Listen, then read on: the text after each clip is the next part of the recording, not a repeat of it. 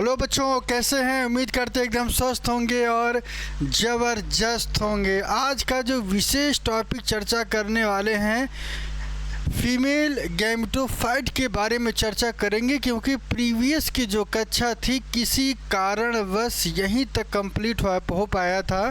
तो आज जो मैं चर्चा करने वाला हूं खासकर फीमेल गैमेटोफाइट पर। फीमेल गैमेटोफाइट के बारे में चर्चा करेंगे। इसके पहले मैं बता दूं कि ये टॉपिक जो है एंजियोस्पर्म का चल रहा है। एंजियोस्पर्म में मैंने उनके कैरेक्टर के बारे में और उनमें रिप्रोडक्शन कैसे होता है उन सभी बिंदुओं पे मैंने डिटेल में चर्चा किया था। मेल गैमेटोफाइट मैंने कंप्लीट कर दिया था और आज का जो टॉपिक है फीमेल गैमेटोफाइट, ठीक है। तो आज यहाँ पे चर्चा करने वाले हैं। जो बच्चे हमारे चैनल पे नए हैं वो चैनल को सब्सक्राइब कर दे, बेल आइकन को दबा दे, ताकि डेली शाम को 7 बजे आपको नोटिफिकेशन मिलता रहे। और यहाँ पे मैं उन चीज़ों के बारे में बात करता हूँ जो आपके एग्ज़ाम के दृष्टिकोण से बहुत ही महत्वपूर्ण है। और मैं आपको एक चीज़ और बता दूं कि 2026 का जो टारगेट लेके हम चल रहे हैं, यहाँ पे डेली मैं इतना आपको भरोसा दिलाता हूँ कि पृथ्वी एक बार फट जाएगी, आसमान फट जाए, भूचाल आ जाए, लेकिन ये मेरी जो कक्षा शाम को 7 बजे है ये रुकना नहीं है, किसी भी तरीके से रुकना नहीं है। और बायोलॉजी का एक ऐसी यूनिक क्लास जो दिन और रात मेहनत करने के बाद मैं 1 घंटे का क्लास लेके आता हूँ। रीज़न ये कि बहुत मेहनत लगता है ये कॉन्सेप्ट बनाने में, और इसमें जो अनुभव लगता है 10 वर्षों का विशेष अनुभव इंक्लूडेड है, ठीक है। तो आज जो हम लोग चर्चा करने वाले हैं खासकर फीमेल गैमेटोफाइट के बारे में चर्चा करेंगे। और इसके पहले मैंने लिविंग वर्ड और बायोलॉजिकल क्लासिफिकेशन मैंने कंप्लीट कर दिया है। तो जो बच्चे नहीं देखे हैं जाके उस वीडियो को देख लें और अपना पूरा का पूरा जो कोर्स है वो कंप्लीट कर लें। और ये जो मैटर आपको जो मिल रहा है सब कुछ पुरानी एनसीईआरटी पर है, ध्यान रखिएगा। पुरानी एनसीईआरटी पे आधारित इस वजह से है क्योंकि जो लेटेस्ट अपडेट जो नई एनसीईआरटी है 24-25 की कह लें या 23-24 की कह लें, तो वहाँ पे ऐसे ढेर कंटेंट हैं, ढेर सारे ऐसे कंटेंट हैं जो काफ़ी कटे हुए हैं और बहुत ही छोटे हो गए हैं। अगर एंजियोस्पर्म की बात करें तो सिर्फ़ और सिर्फ मुझे ऐसा लगता है कि सिर्फ़ और सिर्फ 15 मिनट में ये क्लास समाप्त हो जाती, लेकिन मैंने इसी को कल भी पढ़ाया है और आज ही पढ़ाया है इस वजह से क्योंकि 360 में यदि 360 चाहिए तो यकीन रखिए कि पुरानी एनसीईआरटी से ही आ सकता है, नई एनसीईआरटी से नहीं आएगा। इसका रीज़न मैं बता दूं कि यदि आप सही से नहीं पढ़ेंगे तो प्रीवियस ईयर के क्वेश्चन आपका कंप्लीट नहीं होगा और ऐसे क्वेश्चन जिससे आप क्या होंगे, डिप्रेशन की तरफ जाएंगे। तो वो चीज़ मैं नहीं चाहता हूँ, क्योंकि एक बार पहले कंप्लीट चैप्टर पढ़ लीजिए और उसका नोट्स भी बनाते चलिए। नोट्स बनाने के बाद आपको रिवीजन करते हुए आपको थोड़ी थोड़ी चीज़ें याद करके आपको क्वेश्चंस भी लगाने हैं। यहाँ पे जो मैं क्लासेस पढ़ा रहा हूँ यदि इसमें कोई भी कन्फ्यूज़न है, कोई ऐसी बातें जो न समझ में आ रही हो, क्योंकि हम लोग जो जुड़ रहे हैं वो यूट्यूब चैनल के माध्यम से जुड़ रहे हैं और ये एक ऐसा माध्यम है जहाँ पे हम आपकी बात सिर्फ चैटिंग के माध्यम से ही सुन सकते हैं, ठीक है। तो वो आप जब तक रिप्लाई नहीं करेंगे तब तक हम कुछ समझ में नहीं आएगा कि क्या मैं बेहतर कर रहा हूँ। तो उन सारी चीज़ों के बारे में भी मुझे इन्फॉर्मेशन बराबर चाहिए, ताकि मैं बेहतर से बेहतर आपके लिए जितना हो सकता है उतना मैं करते जाऊँ। सबसे ख़ास बात, ये पूरी की पूरी एनसीईआरटी 11th की और 12th की पूरी क्लास आपकी ये फ्री होगी, फ्री सेशन होगा, कोई चार्ज नहीं है कोई। बाकी और जगह आप जाएंगे तो वहाँ पे ये चार्ज है, वो चार्ज है, ऐसा है वैसा है, दुनिया भर की चीज़ें हैं। तो यहाँ पे कोई चार्ज नहीं है, फ्री क्लास सिर्फ आपके लिए और डेली शाम को 7 बजे। चैटिंग ज़रूर करिए, कमेंट ज़रूर करिए, उसकी रिप्लाई मैं आपको ज़रूर दूंगा, ठीक है। और इसके बाद मैं आपको बता दूं कि आज के बाद संडे को क्लास नहीं होती। संडे के बाद हम मंडे की तरफ आएंगे और मंडे से जो क्लास होगी वहाँ पे हम एनिमल किंगडम के बारे में चर्चा करेंगे। एनिमल किंगडम एक ऐसा टॉपिक है जो बहुत ही महत्वपूर्ण है, जिसमें हम फाइलम के बारे में समझाएंगे और तोड़ तोड़ के रख देंगे, इस बात का मैं भरोसा दिलाता हूँ।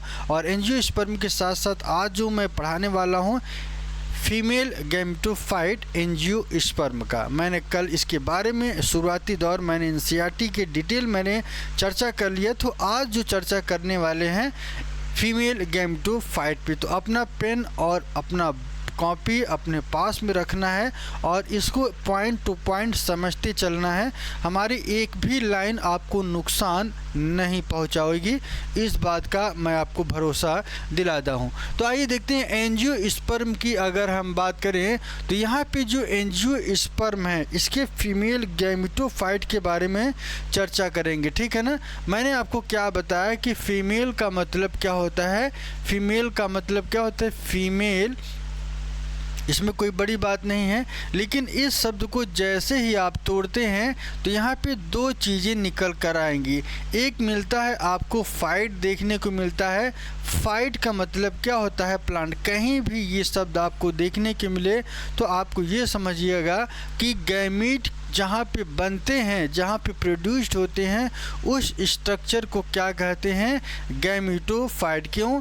क्योंकि गैमेटो का मतलब क्या होता है, गैमीट्स होते हैं। क्या होते हैं, गैमीट, गैमीट का प्लांट। तो याद करना है, ठीक है ना, इसको आपको याद रख लेना है। चलिए देखते हैं, तोड़ते हुए सीखते। बायोलॉजी जितना तोड़ेंगे उतना ही ये आपकी सरल हो जाती है, ठीक है ना।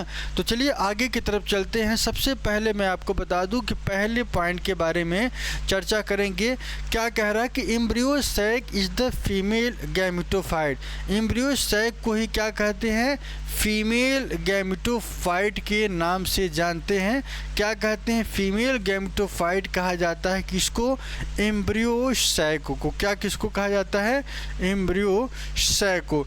द ओरी is the female reproductive part is inside which is ovule. यहाँ पे आपको ये ध्यान रखना है कि फीमेल गैमेटोफाइट तो एम्ब्रियो सैक हो गया, पहली चीज़ क्लियर कर लीजिएगा।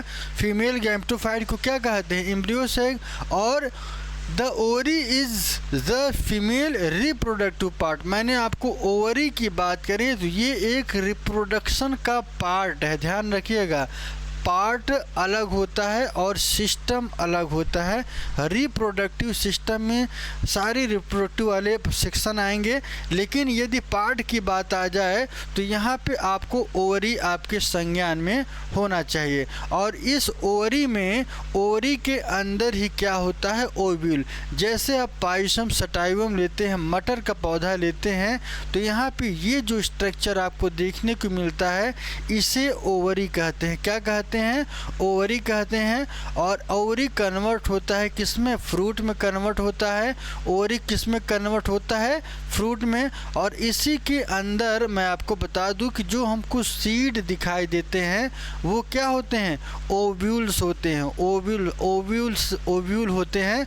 और इसी ओव्यूल, यही जो ओव्यूल है यही कन्वर्ट होता है किसमें, सीड में। किसमें कन्वर्ट होता है, सीड में। तो ये पूछा जाता है कि ओव्यूल किस में कन्वर्ट होता है, तो आपको एक जवाब देना है, सीड में। किस में, सीड में। जबकि ओवरी की बात करें तो ओवरी जो है कन्वर्ट होता है किस में, फ्रूट में। ओवरी किस में कन्वर्ट होगा, फ्रूट में। ओवरी किस में कन्वर्ट होगा, फ्रूट में। क्यों, इसका रीज़न मैं थोड़ा सा आपको बता दूं, याद करने का एक कॉन्सेप्ट मैं आपको यहाँ पे दे दूं।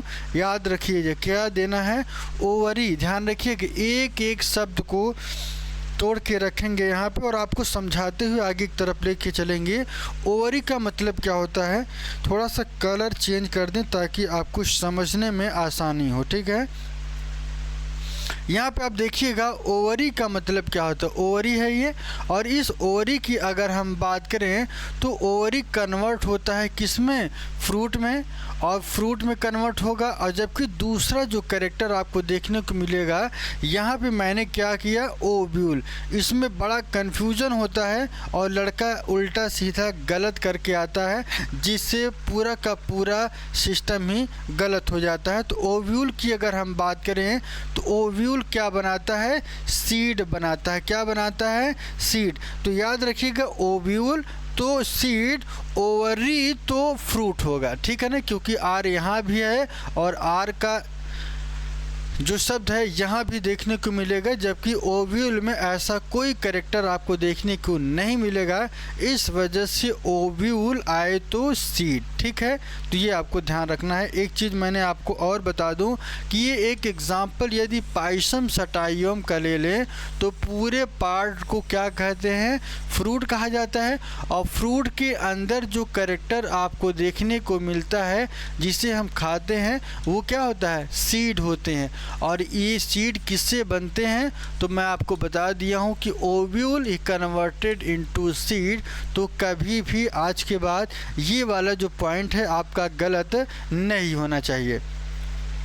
आगे की तरफ चलते हैं और मैंने आपको बता दूं कि एंजियोस्पर्म के अंदर कुछ विशेष ऐसे कैरेक्टर्स होते हैं जो आपको इम्पोर्टेंट, यहाँ पे देखिएगा। तो उम्मीद करते हैं 2 लाइन क्लियर हो गई होगी।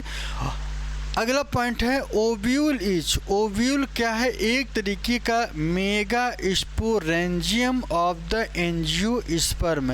एंजियोस्पर्म का क्या है, मेगा स्पोरेंजियम इन्हें कहा जाता है। और मेगा स्पोरेंजियम क्या बनाते हैं, मेगा स्पोर्स बनाते हैं। क्या बनाते हैं, मेगा स्पोर्स। ये आपको ध्यान रखना है क्योंकि मेगा स्पोरेंजियम के ऐसे समझिए कि मान लीजिए आपके पास एक बैग है और उस बैग को क्या कह सकते हैं, मेगा स्पोरेंजियम। और उसमें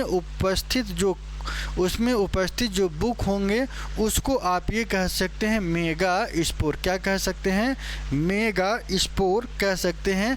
जब भी मेगा स्पोर आएगा तो आपको फीमेल के लिए यूज होगा। जब माइक्रो स्पोर्स आएगा, एक टर्म ये भी आता है माइक्रो स्पोर, तो वो मेल के लिए यूज होगा। तो ये दोनों चीज़ें आपको याद रखनी है। अगला पॉइंट होता है कि जनरली ईच ओव्यूल, जितने भी ओव्यूल हैं, has a megaspore mother cell. ये क्या है, मेगा स्पोर मदर सेल हैं।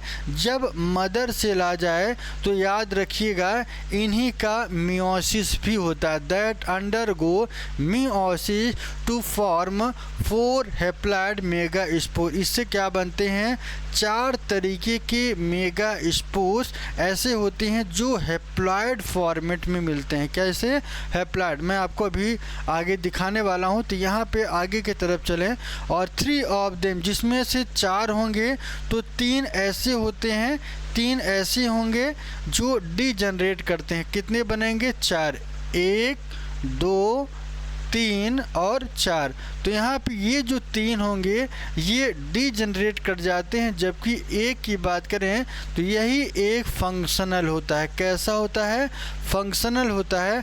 और इस फंक्शनल सेल होने की वजह से ये डिवाइड होगा और डिवाइड होके क्या बनाता है, एम्ब्रियो सैक बनाता है। और एम्ब्रियो सैक में क्या क्या देखने को मिलेगा, ए 3 सेल्ड, एक ऐसा एग जिसमें 3 अंडे पाए जाते हैं, ठीक है ना। और ऐसे सेल को क्या कहते हैं, 3 सेल्ड एग apparatus कहा जाता है।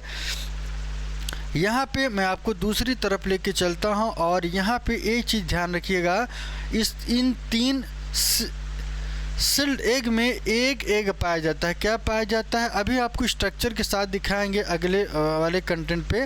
एक एग सेल होगा और 2 क्या होते हैं, 2 सिनर्जिड पाए जाते हैं। सिनर्जिड का मतलब ये दोनों आपस में जुड़े रहते हैं। क्यों, क्योंकि सिन का मतलब भी होता है जुड़ना, ठीक है ना। तो ये आपको ध्यान रखना है। और इनके साथ साथ 3 एंटीपोडल सेल्स भी देखने को मिलेंगे और यहाँ पे 2 पोलर न्यूक्लियाई भी देखने के आपको मिलेगी।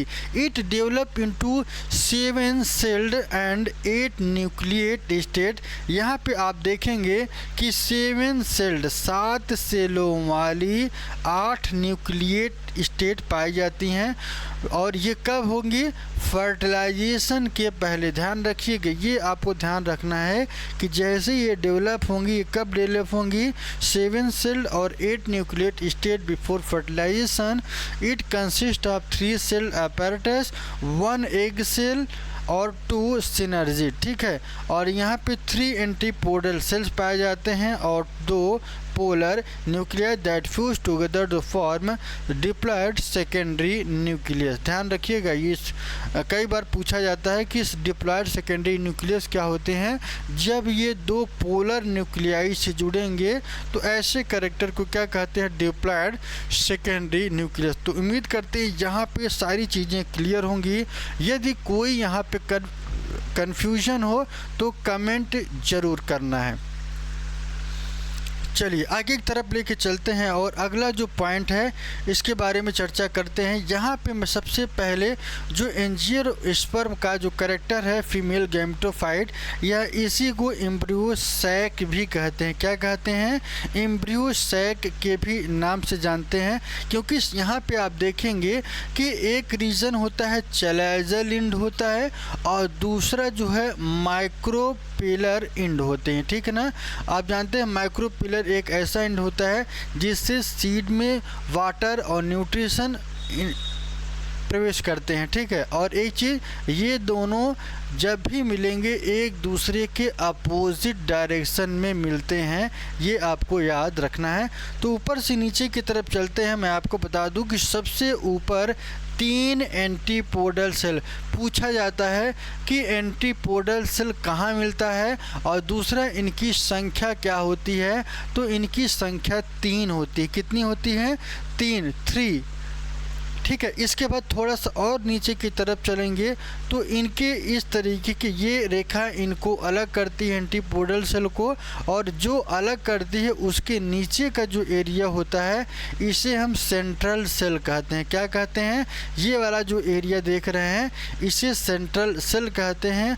और इसी सेंट्रल सेल के अंदर पोलर न्यूक्लियाई पाई जाती है। पोलर न्यूक्लियाई की बात करें तो इनकी संख्या कितनी होती है? इनकी संख्या कितनी होती है? 2 होती है। कितनी होती है? 2 होती है। ये आपको ध्यान रखना है।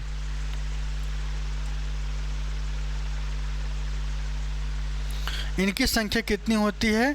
2 होती है। ठीक है, आगे की तरफ चलते हैं। सिनर्जिड क्या होते हैं? मैंने आपको ये बताया, सिन का मतलब क्या होता है? जो ज्वाइंट हो जाए।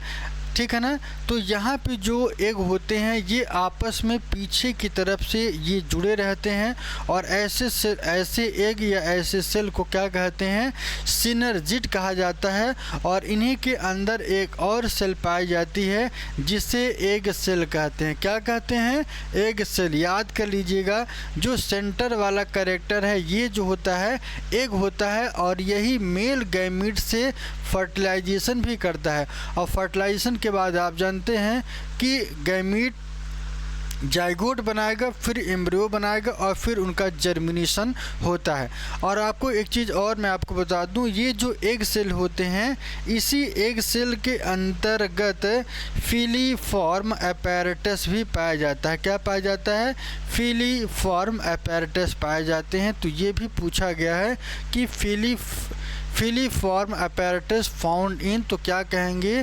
फीमेल के गैमेटोफाइट में पाया जाता है। ठीक है ना, फीमेल गैमेटोफाइट में, वो भी किस में? एंजियोस्पर्मिक प्लांट में। इसके बाद मैंने आपको एक चीज़ और बता दूं कि इन दोनों कैरेक्टर को मिला के एक अपैरेटस कहा जाता है। ठीक है ना, चलिए आगे की तरफ चलते हैं। उसके बाद जब इनका मेल और फीमेल गैमीट का फ्यूज़न होता है तो इस प्रक्रिया को क्या कहते हैं? फर्टिलाइजेशन कहा जाता है। अगला पॉइंट है the pollen grain are transfer from anther to stigma. ये एंथर से क्या होते हैं, स्टिग्मा तक ट्रांसफ़र होते हैं और इस प्रक्रिया को क्या कहते हैं, पोलिनेशन। मैंने आपको बताया था कल कि मैंने आपको क्या बताया था, ये स्टिग्मा वाला रीजन है और इसी के पास में मेल गैमीट होता है। मेल गैमीट की ये फिलामेंट और इस कैरेक्टर को क्या कहते हैं, एंथर कहते हैं। और एंथर के अंदर ही पोलन ग्रेन्स होते हैं और वो पोलन ग्रेन्स क्या होते हैं, इस स्टिग्मा पर गिरते हैं और ये स्टिग्मा पे गिरने के बाद स्टिग्मा के गिरने के बाद स्टाइल्स होते हुए ओवरी तक पहुंचता है और ये ओवरी क्या करती है, इससे फर्टाइल करती है, फर्टिलाइजेशन की प्रक्रिया होती है। ठीक है, तो यहाँ पे ये कंप्लीट होता है, तो ये आपको ध्यान रखना है। और जैसे ही ये स्टिग्मा स्टाइल तक पहुँचेगा, ये जो आप देखेंगे एक कैरेक्टर, इसे पोलन ट्यूब भी कहते हैं। क्या कहते हैं, पोलन ट्यूब। क्यों, क्योंकि पोलन ग्रेन के आने की वजह से जो ट्यूब बनता है, ऐसे ट्यूब को पोलन ग्रेन कहा जाता है। ये आपको यहाँ पे देखने को मिलेगा। अगला पॉइंट है once the pollen grain land on the stigma. जब स्टिग्मा पे ये गिरते हैं तो पोलन ट्यूब स्टार्ट फॉर्मिंग। और उसके बाद मैं आपको बता दूं कि development of pollen tube, each pollen contain 2 cell. एक होता, बहुत ही इंपॉर्टेंट है, कई बार पूछा गया है कि वेजिटेटिव सेल और जनरेटिव सेल क्या होते हैं। तो वेजिटेटिव और जनरेटिव सेल की अगर हम बात करें तो यहाँ पे आप देखेंगे ये वाला जो कैरेक्टर है इसे वेजिटेटिव, और जो नीचे वाला कैरेक्टर होता है इसको 2 भाग में डिवाइड होता है। तो ऊपर वाले को वेजिटेटिव और नीचे वाले को जनरेटिव सेल के नाम से जानते हैं। और ये वेजिटेटिव सेल प्रोड्यूस करते हैं पोलन ट्यूब और जनरेटिव सेल डिवाइड करके 2 मेल गैमीट बनाते हैं। याद रखिएगा कितने गैमीट, 2। ठीक है ना। तो ये किसके द्वारा होता है, जनरेटिव सेल के द्वारा होता है और दूसरा क्या है, वेजिटेटिव सेल है। तो ये आपको ध्यान रखना है। इसके बाद थोड़ा सा आगे की तरफ चलते हैं और यहाँ पे एक नया टर्म आपको देखने को मिलेगा। ये मोस्ट इम्पॉर्टेंट है, बहुत इंपॉर्टेंट टॉपिक है कि सर फर्टिलाइजेशन तो हमने जान लिया क्या होता है, लेकिन एक नया टर्म है डबल फर्टिलाइजेशन। डबल का मतलब क्या होता है, एक बार मेल गैमीट और फीमेल गैमीट का फर्टिलाइजेशन हो गया है, लेकिन अब दोबारा जब फर्टिलाइजेशन मेल का पोलर न्यूक्लियाई के साथ होगा तो ऐसे कैरेक्टर को क्या कहते हैं, डबल फर्टिलाइजेशन कहा जाता है। याद रखिएगा, इस बात को भूलना नहीं है। और एक टर्म और आता है ट्रिपल फ्यूज़न। ध्यान रखिएगा, ट्रिपल फ्यूज़न किसे कहते हैं तो आपको ध्यान रखना है। तो यहाँ पे सबसे पहले 1 male gamete fuse with egg cell and form zygote बनाता है। और दूसरा कैरेक्टर क्या है, अदर मेल गैमीट। मैंने आपको क्या बताया कि एक गैमीट तो इसके एग के साथ एग सेल के पास गया तो जाइगोट बना लिया। तो दूसरा जो मेल गैमीट है जब वो बचता है तो वही वाला गैमीट, यहाँ पे साफ साफ लिखा है other mail gamete fuse with 2 polar. सबसे मोस्ट पॉइंट यहाँ पे यही है कि जब भी सेकेंडरी फर्टिलाइजेशन या डबल फर्टिलाइजेशन की बात करें तो जब ये 2 पोलर न्यूक्लियाई से ये जुड़ेंगे तो इसी कैरेक्टर को क्या कहा जाता है, ट्रिप्लॉइड प्राइमरी इंडोस्पर्म न्यूक्लियस। क्या कहा जाता है, ट्रिप्लॉइड इंडोस्पर्म न्यूक्लियस। इसे हम PEN के नाम से जानते हैं, शॉर्टकट नाम है इसका PEN। ये भी याद कर लीजिए और ये भी याद करना है कि प्राइमरी इंडोस्पर्म न्यूक्लियस कब बनता है। ठीक है ना, तो ये आपको थोड़ा सा समझ लेना है। ठीक है ना, उम्मीद करते हैं यहाँ पे क्लियर हो गया होगा। यदि कोई कन्फ्यूजन हो तो आप इसको बता सकते हैं। ठीक है, इसके बाद जब यहाँ से यहाँ तक फर्टिलाइजेशन की प्रक्रिया कंप्लीट होती है, यहाँ से लेके यहाँ तक फर्टिलाइजेशन की प्रक्रिया कंप्लीट होती है तो फर्टिलाइजेशन कंप्लीट होगा। तो फर्टिलाइजेशन के बाद क्या होता है, पोस्ट फर्टिलाइजेशन होता है। क्या होता है, पोस्ट फर्टिलाइजेशन यहाँ पे क्या होता है, the fruit is defined as a ripened ovary, जो फ्रूट होता है वो राइपेंड ओवरी में कन्वर्ट हो जाता है। और फर्टिलाइज ओव्यूल्स की बात करें तो ये क्या बना देता है, सीड बना देता है। क्या बना देता है, सीड बनाता है। ये आपको ध्यान रखना है, ठीक है ना। तो इसको आपको ध्यान रखना है कि यहाँ पे जितने भी पॉइंट मैं आपको बता रहा हूँ ये सभी के सभी क्या है, इम्पॉर्टेंट है, खासकर फर्टिलाइजेशन से। फर्टिलाइजेशन बहुत इम्पॉर्टेंट है। तो यहाँ पे मैंने जितने पॉइंट बताए सब कुछ सरल भाषा में अगर समझ में आ रहा है तो बच्चा कमेंट ज़रूर करिए।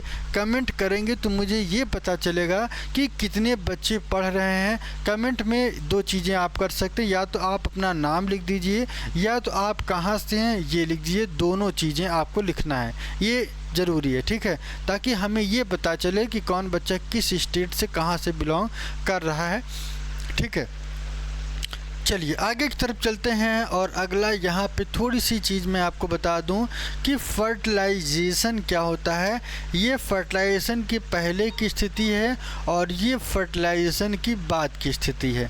दोनों अंतर समझना है आपको। क्या समझना है कि ये फर्टिलाइजेशन के पहले की स्थिति है और ये फर्टिलाइजेशन के बाद की स्थिति है। तो यहाँ पे मैंने आपको इसके बारे में पहले बता दिया हूँ। ये क्या है, एंटीपोडल सेल है और इसे क्या कहते हैं, पोलर न्यूक्लियाई, और इसे क्या कहते हैं, सिनर्जिड कहा जाता है।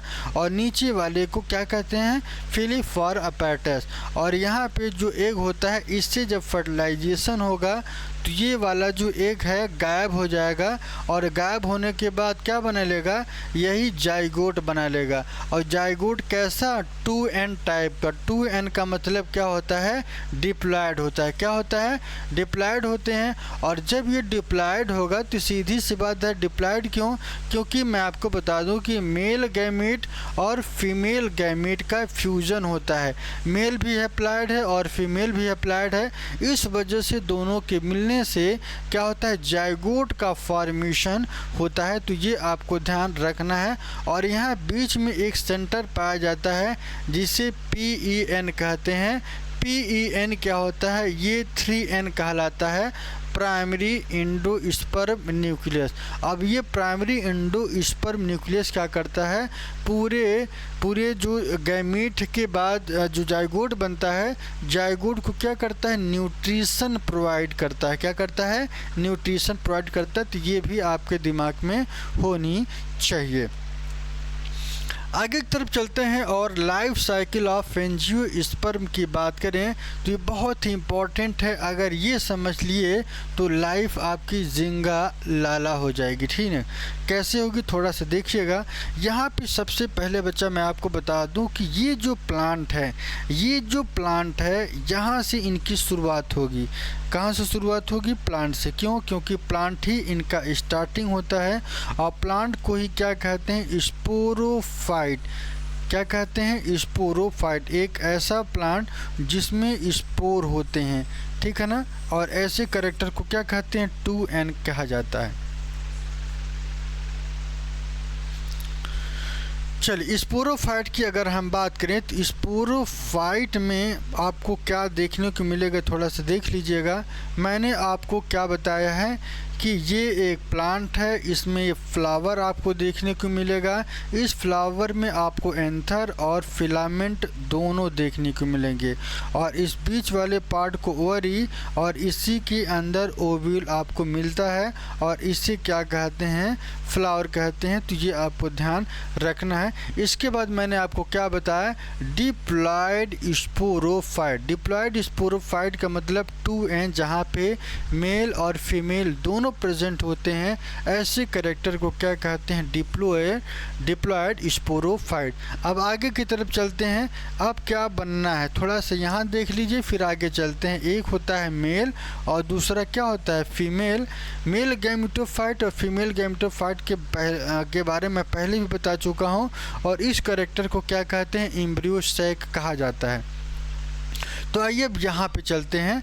जब यहाँ पे क्या होगा, एक होगा मेल। मेल किससे बनाता है? माइक्रोस्पोरेंजियम से। किससे बनाता है? माइक्रोस्पोरेंजियम। और इनकी संख्या कितनी है? 4 है। और ये जो हैप्लॉइड गैमीट बनेंगे ये, ठीक है, कब? जब इनके अंदर मियोसिस होगी। और इसी से क्या बनते हैं? माइक्रोस्पोर्स बनते हैं जिनकी संख्या 4। और ये क्या बनाएंगे? पोलन। और पोलन से क्या बनेगा? पोलन की बाद क्या बनेगा? थोड़ा सा देख लीजिएगा। इसके बाद थोड़ा सा और आगे की तरफ चलते हैं। Mega sporangium. क्या कहते हैं? मेगा स्पोरेंजियम मेगा स्पोर्स बनाता है। और यहाँ पे माइटोसिस की प्रक्रिया होगी तो जिससे पोलन क्या बना लेता है? Male gametophyte. और ये फीमेल गैमेटोफाइट एम्ब्रियोसैक बनाएंगे। और जैसे एम्ब्रियोसैक का फॉर्मेशन होगा फिर इन दोनों का क्या होता है? आपस में फर्टिलाइजेशन। और इस फर्टिलाइजेशन के बाद एम्ब्रियोसैक बनाएंगे। और इस एम्ब्रियोसैक से क्या बनाता है? पोलन ट्यूब बनाता है। क्या बनाता है? Pollen tube. और यही पोलन ट्यूब क्या करते हैं? इसके अंदर एंडोस्पर्म पाए जाते हैं। और इस एंडोस्पर्म से क्या होता है? इस पूरे प्लांट का न्यूट्रिशन होता है। और इनकी जो बाहरी कवर है इसे सीड कोट कहते हैं। और सीड कोट में ही एम्ब्रियो देखने को मिलता है। तो ये आपको ध्यान रखना है। इसी से ये सीड का जर्मिनेशन, जिसे स्पोरोफाइट कहा जाता है।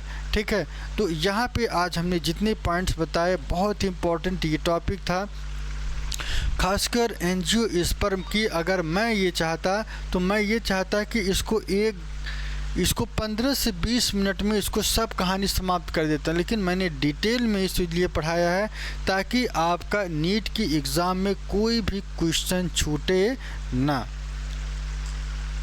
चलिए आगे की तरफ चलते हैं और अगला क्लास है ये life cycle of angiosperm.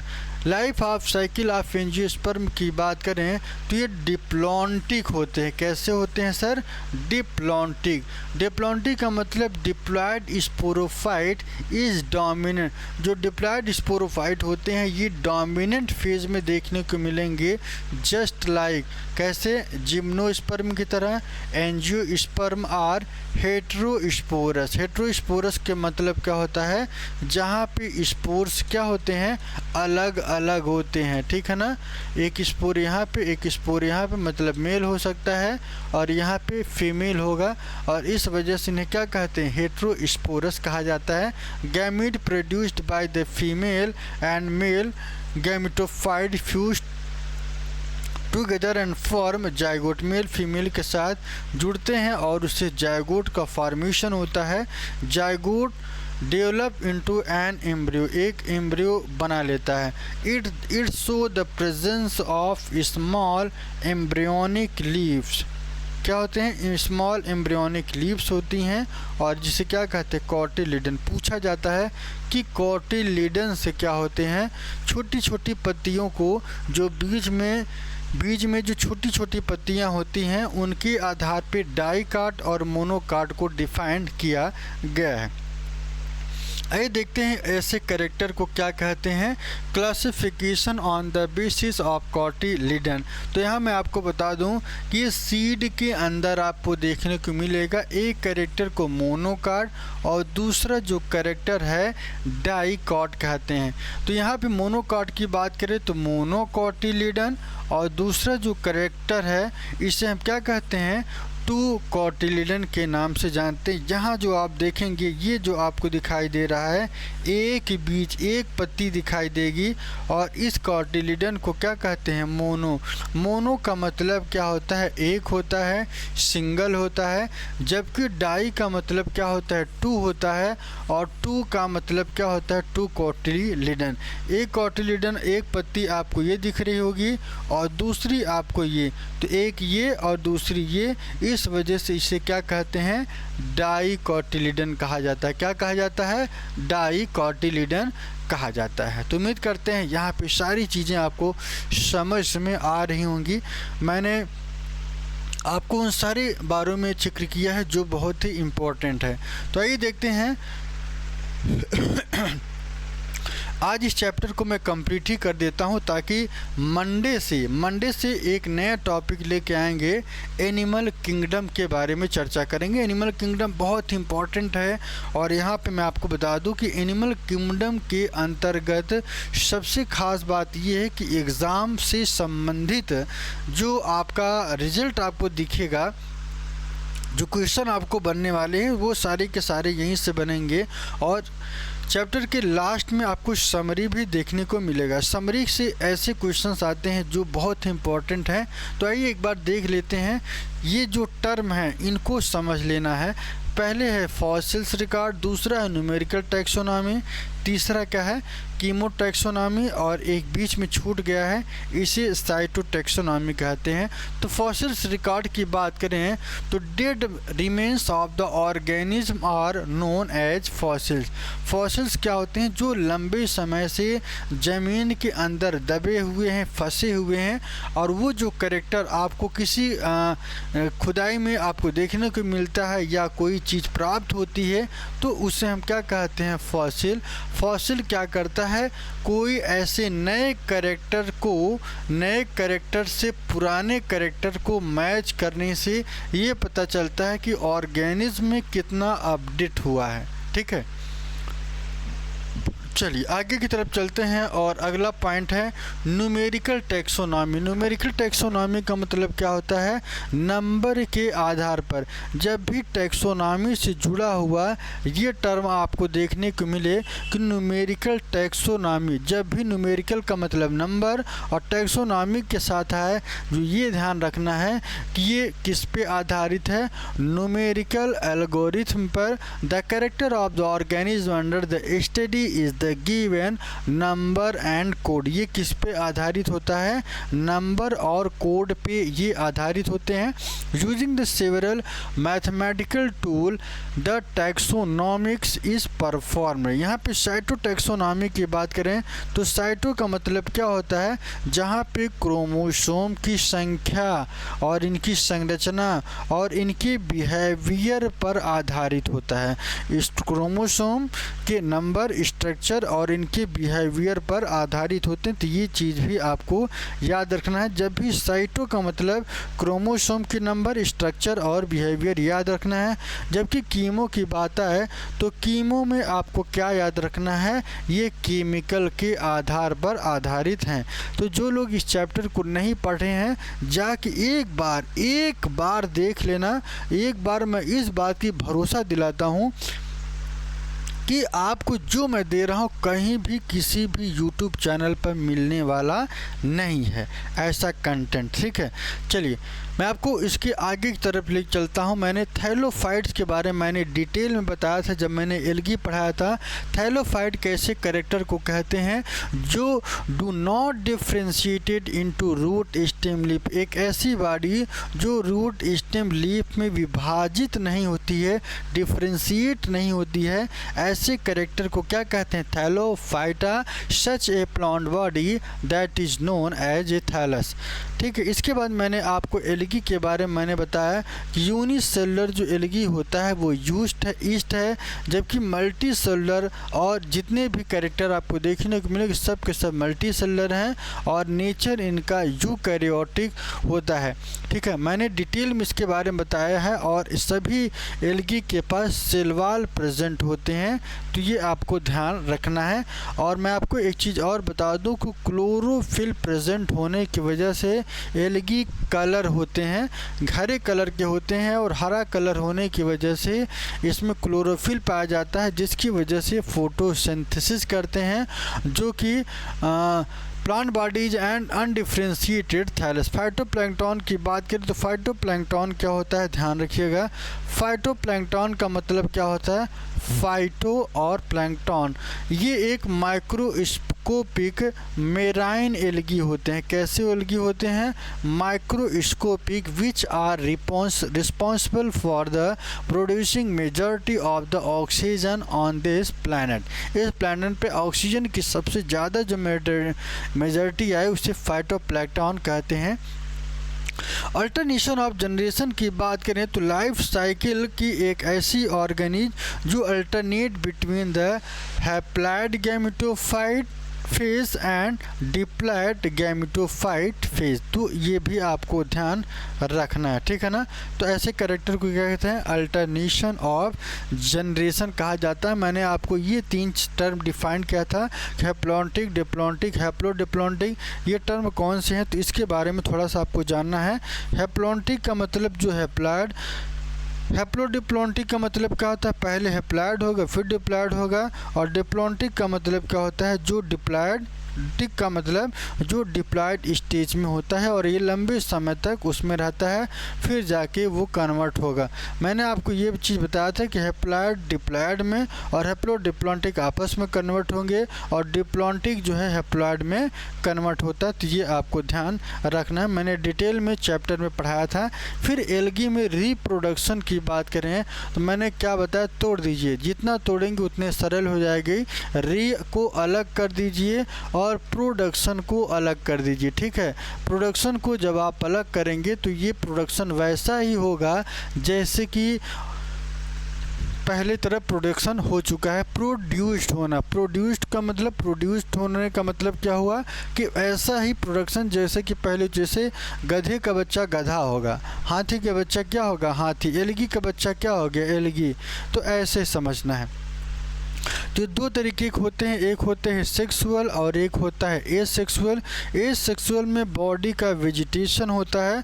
Vegetation का मतलब कोई भी बॉडी हो, ये टूटे, चाहे इसका आउटग्रोथ हो जाए, चाहे ये टूट के नई बॉडी बना ले, तो ऐसे कैरेक्टर को वेजिटेशन कहा जाता है। वेजिटेशन एक तरीके का रिप्रोडक्शन है जो कि 2 तरीके, एक होता है बाइनरी और दूसरा फ्रेगमेंटेशन, और तीसरा जो है स्पोर का फॉर्मेशन, ठीक है। वेजिटेटिव के अंदर 2 आएंगे, एक बाइनरी आता है, दूसरा फ्रेगमेंटेशन। मैंने चैप्टर में विथ फिगर मैंने बताया, तो जो लोग नहीं देखे हैं जाके देख लीजिएगा, ठीक है।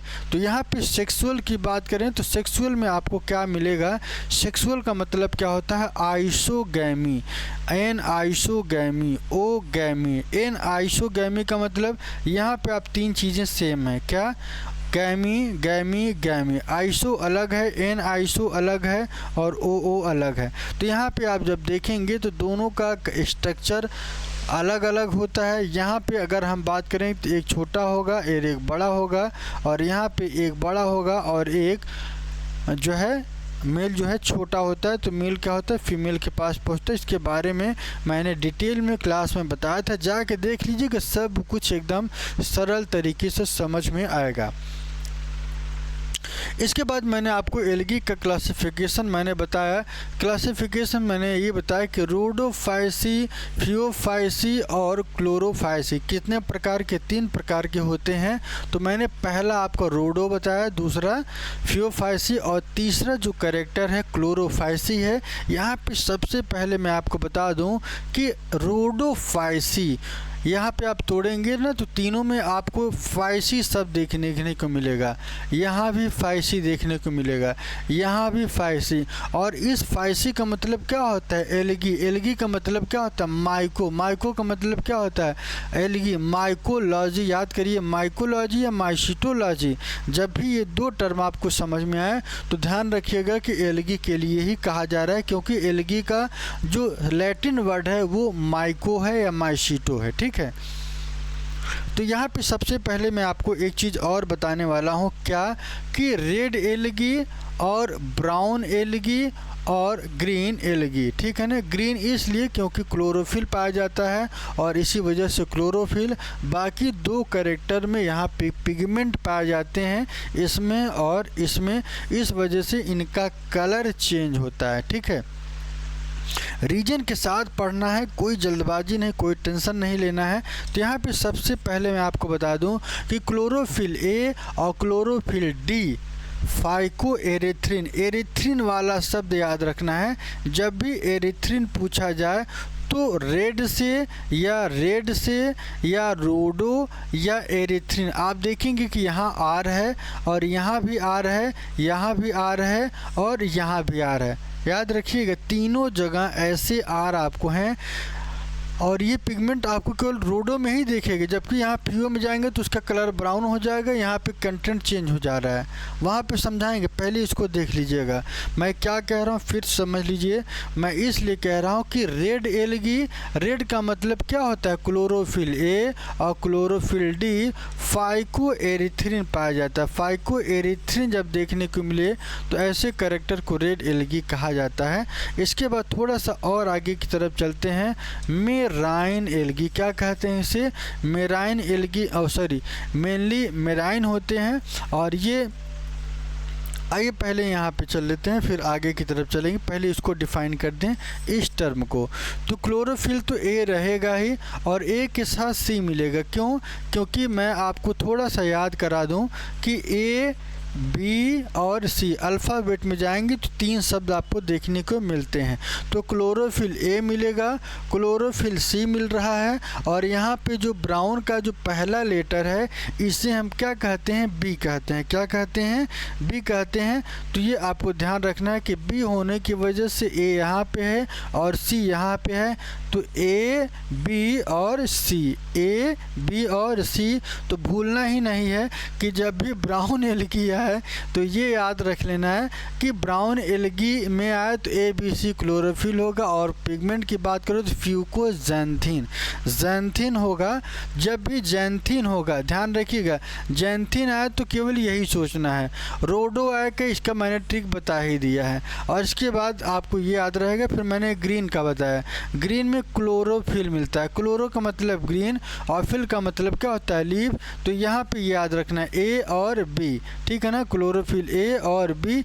इस वजह से इसका जो कैरेक्टर है वो कैसा होता है, ग्रीन होता है। उम्मीद करते हैं इस समर ज़बरदस्त तरीके से समझ में आ रहा होगा। पूरा वीडियो देखेंगे तो ही बायोलॉजी का आपको आनंद आएगा। हमारी क्लास की सबसे खास बात ये कि 10 सालों का जो अनुभव है वो आपको पता चलेगा कि आपने क्या सीखा और क्या आपने नहीं सीखा। चलिए, इसके बाद अगला जो कैरेक्टर है ये मेनली मेराइन होते हैं। ये एक्सक्लूसिवली मेराइन है, केवल यहीं पे देखने को मिलेगा और ये शुद्ध पानी में मिलता है। कौन? क्लोरोफिल वाला। और मेनली ये मल्टी सेलुलर होते हैं, ये भी एक्सक्लूसिवली केवल और केवल यहीं, बल्कि ये मेनली यूनिसेलुलर पाए जाते हैं। फ्लोरिडियन फूड स्टार्च की बात करें तो फ्लोरिडियन स्टार्च आपको देखने को मिलेगा। और यहाँ पे लैमिनेरियन और मैनिटॉल आपको ये देखने को मिलेगा। फूड स्टोरेज की बात करें तो इसे हम क्या कहते हैं, स्टार्च कहा जाता है। Cell wall has cellulose and sulphated phycocolloid, cellulose और सल्फेटेड फाइकोलाइड्स कहा जाता है। ये आपको ध्यान रखना है। सेल वॉल के अंदर यहाँ पे सेलुलोज के साथ साथ एल्जिन मिलेगा और इसमें जो है ग्रीन होने की वजह से, प्लांट का कैरेक्टर होने की वजह से, प्लांट में सेलुलोज ही मिलता है, इस वजह से यहाँ पे सिर्फ सेलुलोज। और ये कलर होने की वजह से तो सेल वॉल का कैरेक्टर भी चेंज हो जाएगा।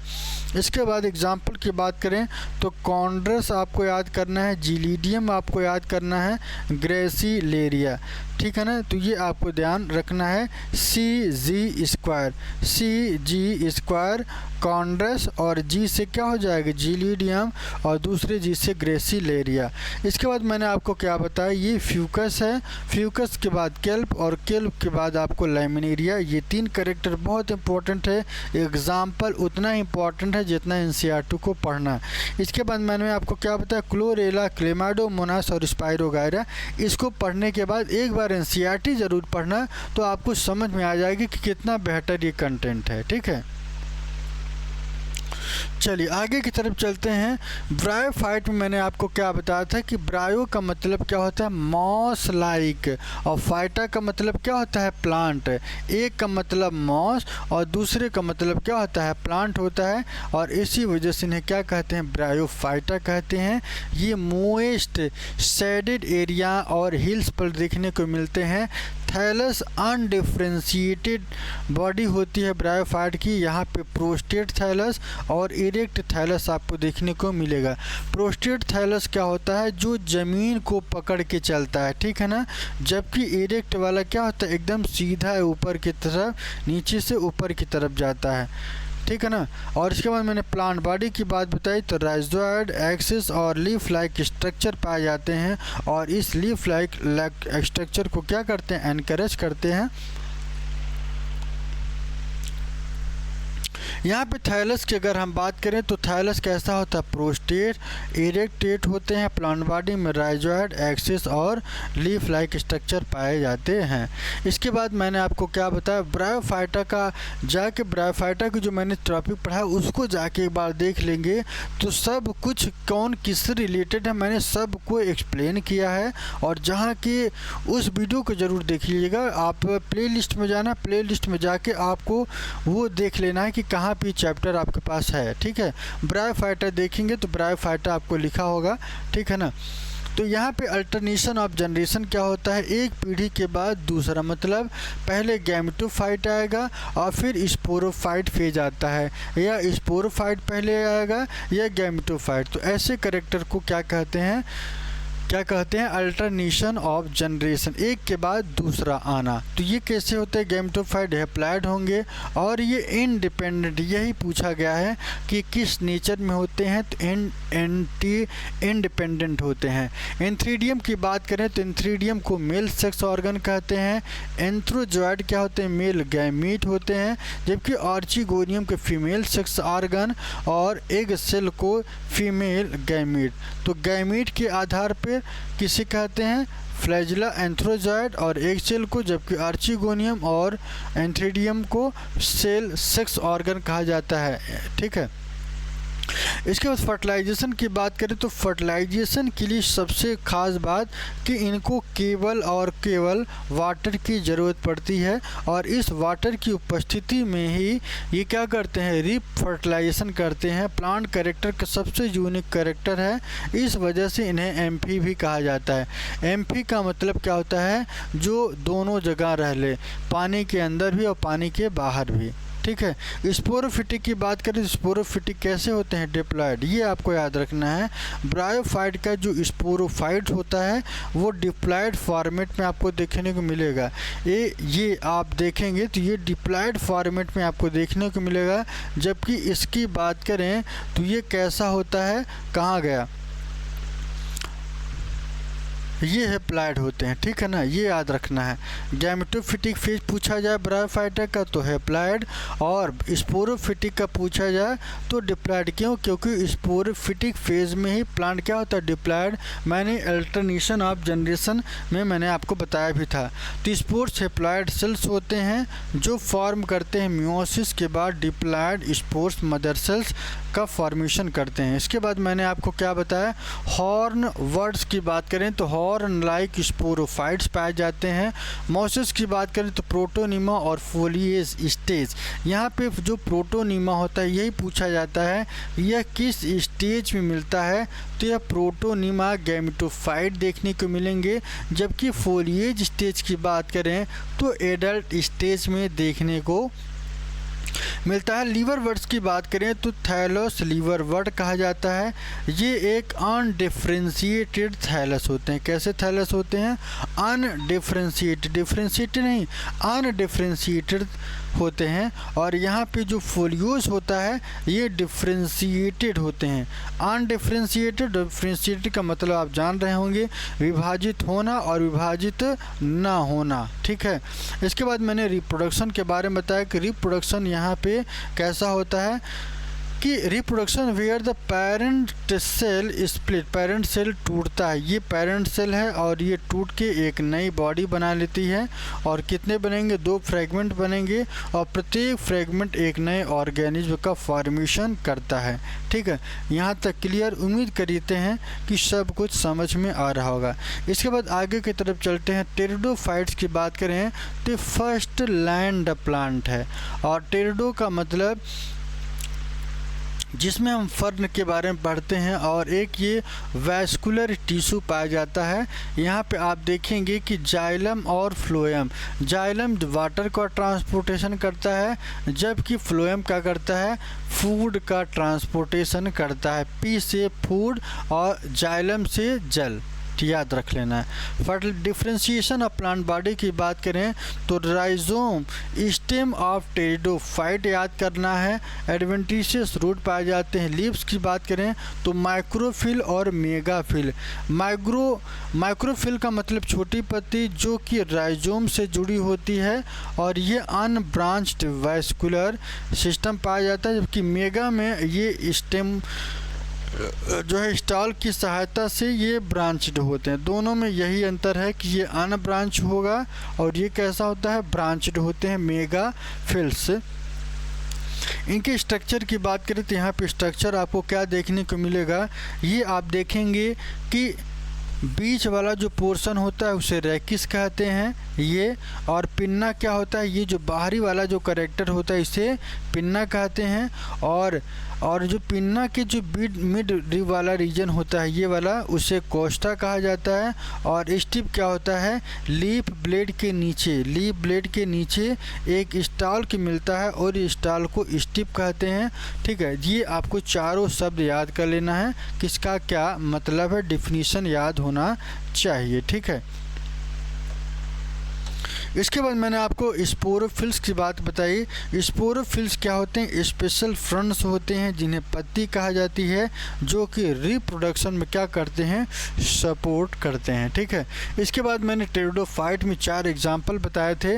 ये बहुत इंपॉर्टेंट है कि किस क्लास से कौन सा बिलोंग करता है। तो साइलोपसीडा की बात करें तो यहाँ पे साइलोपसीडा है और यहाँ पे साइलोटम है। तो ये आपको याद रखना है, ये आपको क्या करना है, याद रख लेना है कि साइलोपसीडा से साइलोटम बनता है, और लाइकोपसीडा से लाइकोपोडियम बनता है। लाइकोपसीडा से क्या बनता है, लाइकोपोडियम बनता है। स्फिनोपसीडा से क्या बनता है, इक्विसिटम बनता है। क्या बनता है, इक्विसिटम बनता है।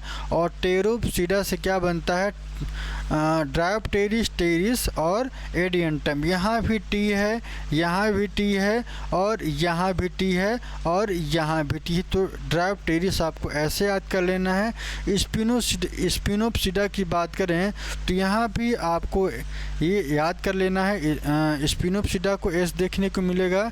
लाइकोपोडियम में लाइकोपसीडा और साइलोपसीडा में साइलोटम याद कर लेना है। इसके बाद मैंने आपको प्लांट सीड बियरिंग को क्या कहना, मैंने आपको बताया था कि जिम्नोस्पर्मा और एंजियो। जिम्नो को क्या कहते हैं, नेक्ड सीड कहते हैं। जिम्नो का मतलब नेक्ड और स्पर्मा का मतलब सीड, और इस वजह से इन्हें नेक्ड सीड कहा जाता है। एंजियोस्पर्म की अगर हम बात करें तो एंजियो में वेसल्स पाए जाते हैं और ऐसे कैरेक्टर को सीड प्रेजेंट होगा तो इन्हें एंजियोस्पर्म कवर्ड सीड कहा जाता है। फिर मैंने अल्टरनेशन ऑफ जनरेशन की बात बताई। तो यहाँ पे ये सबसे मोस्ट इम्पॉर्टेंट, सब कुछ भूल जाना लेकिन इस स्लाइड को नहीं भूलना है। कैसे नहीं भूलना है, क्योंकि गैमीट बियरिंग ऑलवेज हैप्लॉइड। जो गैमीट बियरिंग होगा वो हैप्लॉइड होगा, और हैप्लॉइड कौन होगा, गैमीटोफाइट। याद कर लीजिएगा, सर पटक लीजिए, माथा फट जाए, लेकिन ये चीज़ नहीं भूलना है। ठीक है ना, नहीं खोपड़ी आपकी खोपड़ी में इसको एकदम तरीके से अपने दिमाग में इसको बैठा लीजिए कि गैमीट बियरिंग जो गैमेटोफाइट होंगे ये कैसे होते हैं, हैप्लॉइड, जबकि स्पोर बियरिंग कहूँगा कौन होता है, स्पोरोफाइट। स्पोरोफाइट का मतलब स्पोर बनाने वाले, ये हर समय डिप्लॉयड होगा, और ये कैसे होते हैं, डोमिनेंट स्टेज में होता है। कैसा होता है, डोमिनेंट स्टेज में होता है, ये आपको याद रखना है। ठीक है, चलिए रिप्रोडक्शन मैंने आपको बताया था कि फ्लावर की जो स्ट्रक्चर हैं वो नॉन रिप्रोडक्टिव, मतलब जो रिप्रोडक्शन में पार्टिसिपेट नहीं करते हैं, वो कौन है, सीपल हैं। सीपल को एक और नाम से जानते हैं जिसे हम कैलिक्स कहते हैं। और कैलिक्स कैसा होता है, ग्रीन होता है, और ग्रीन होने की वजह से ये क्या करता है, फोटो का सिंथेसिस करता है। फोटो का सिंथेसिस मतलब लाइट के प्रेजेंस में भोजन का निर्माण करना, और ये क्या करता है, इनर पार्ट को प्रोटेक्शन। और पीटल्स की बात करें तो ये क्या करते हैं, इंसेक्ट को अट्रैक्ट करते हैं। इसके लिए मैं आपको बता दूं कि आप जब एंजियोस्पर्म जो कंप्लीट पढ़ेंगे तब आपको पूरी चीज़ें बहुत अच्छी तरीके से मैंने बनाया है, सबकी अलग अलग फिगर भी हैं, तो एक बार जाके ज़रूर देखिएगा इस वीडियो को। तो यहाँ पे रिप्रोडक्टिव की बात करें तो रिप्रोडक्शन की अगर हम बात करें तो स्टैमेन और कार्पल। मेल सेक्स ऑर्गन को स्टैमेन कहा जाता है, फीमेल को कार्पल। और मेल स्टैमेन में एंथर और फिलामेंट आपको देखने को मिलेगा, और जबकि फीमेल सेक्स ऑर्गन में स्टिग्मा, ओवरी और स्टाइल आपको देखने को मिलता है।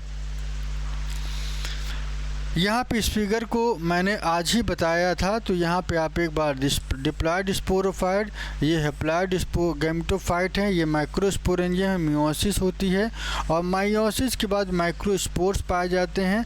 और माइक्रोस्पोर्स क्या बनाते हैं, पोलन, पोलन को ही मेल गैमेटोफाइट। और यहाँ पे मैंने आपको क्या बताया था, एंथर, फिलामेंट, ओवरी और ओव्यूल, ये फ्लावर्स होते हैं। ये मेगास्पोरेंजियम जो कन्वर्ट हो गए मेगास्पोर, जिससे फीमेल गैमेटोफाइट बनाते, ये तब होते हैं जब मियोसिस, इसके बारे में मैंने आज डिटेल में पढ़ाया था, तो उसको आप देख लीजिएगा, ठीक है।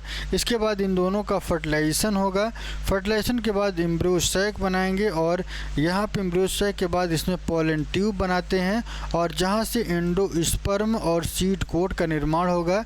एंडोस्पर्म क्या करता है, इस पूरे सीड को न्यूट्रिशन प्रोवाइड करता है, और बीच में इनके एम्ब्रियो होता है, और ये जर्मिनेट करके एक 2 एंड टाइप के प्लांट बनाते हैं, ठीक है। तो इसको मैंने आपको बता दिया है, इसको देख लीजिएगा, ठीक है। तो आज की जो क्लास है यहीं पे कंप्लीट करेंगे, और यहाँ पे मैंने उन सभी मुद्दों के बारे में चर्चा किया जो बहुत ही इम्पोर्टेंट थे, ठीक है ना। तो कैसी लगी ये क्लास आज की, और मैं आपको बता दूं कि मंडे से हम स्टार्ट करने वाले हैं। मंडे से एनिमल किंगडम स्टार्ट करेंगे, क्या करेंगे, और बहुत ही ज़बरदस्त तरीके से उस क्लास को मैं पढ़ाने वाला हूँ। सब कुछ रट जाएगा इसी क्लास में, बस आपको दिमाग इतना खुला रखना है कि जो भी चीज़ें पढ़ाई जाए उसको शब्दों को तोड़ के सीखते हुए आगे की तरफ बढ़ना है। याद, मैं पढ़ाने की क्लास नहीं है, ये क्लास सीखने की है, मैं बार बार यही कहता हूँ, तो इस बात को भी आपको ध्यान रखना है, ठीक है।